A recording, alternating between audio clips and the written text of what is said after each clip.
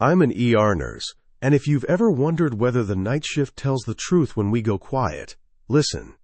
The things I'm about to tell you are the kind you only admit in a whisper, because once you say them out loud, you can't make them untrue.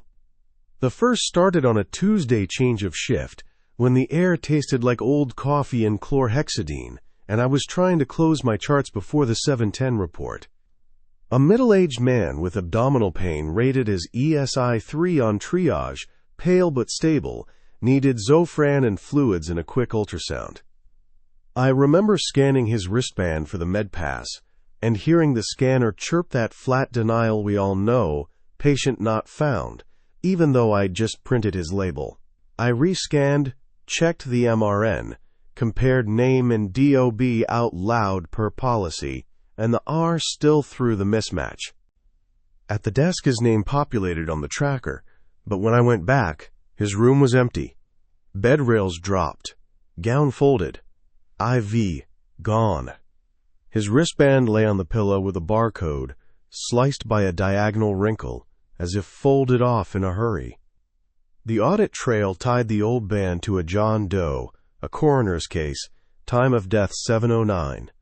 His labs later came back fine, and we discharged him, but when I signed out at exactly 7:09, the room monitor chimed once, clean and bright, then went silent, as if catching up with the clock. The next one I've tried to classify as an electrical glitch. Day 6 of my stretch. The board full, hall beds lined up, and room 14 kept poking the board with its call light, even when it was physically empty. I'd reset it myself. Fresh sheets, damp green wipe on the mattress, oxygen flow meter capped, but the dome light lit and the intercom chirped like a metronome. The moment I stepped inside, the light cut off. I swapped the pillow speaker, rebooted the phone, filed maintenance, and still it returned. A clerk swore she heard a voice on the intercom say, "Nurse, stretch thin. We don't joke like that." Then EMS brought a hypotensive GI bleeder, so we took him into 14. On the monitor, a second rhythm printed beneath his mirror heartbeat in faint gray, opposite his. The call, light blinked yellow, like someone pressing and releasing. Pressing and releasing. We stabilized him, barred the room again, but later a nurse told me her father had died in room 14, and his last word was nurse.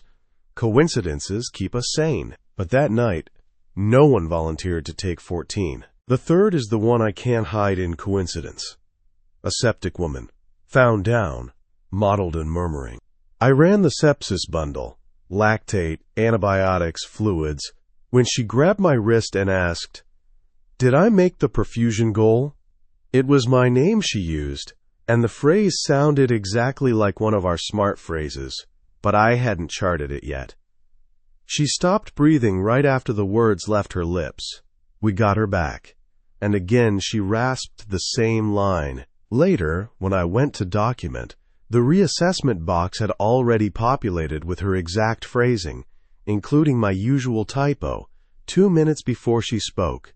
She survived, came back weeks later with her daughter to thank us, and told me she'd dreamed of finishing someone else's assignment before the bell rang. The fourth sank deeper than any glitch.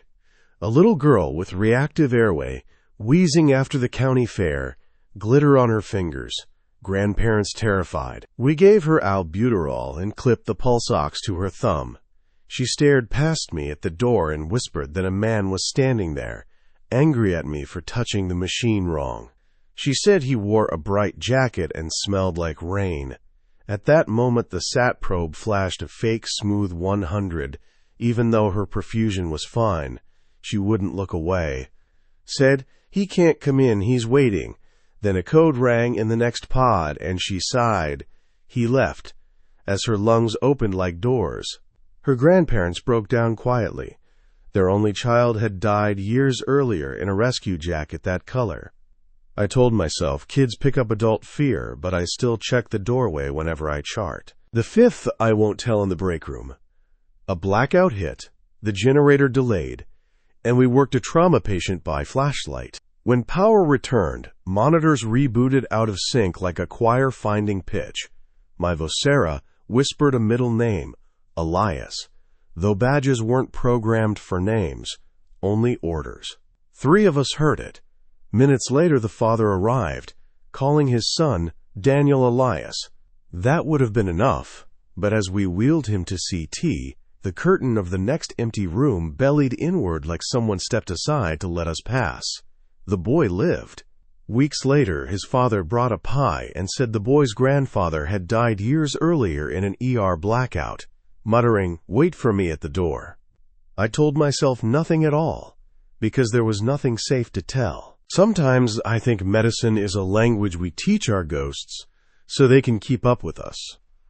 Sometimes I think the ER is a door that never fully closes, on the living or the dead. If you've ever worked under these lights, you know this much is true. Procedures, policies, scans, and charts can't keep everything out. Some nights, something else climbs onto the gurney with the rest of us and waits to see if we notice. So tell me, out of all 5, which story will keep you awake after the monitors go quiet? Would you admit it too? And if the call light blinked from a bed with no patient and no pulse, would you answer it or walk away?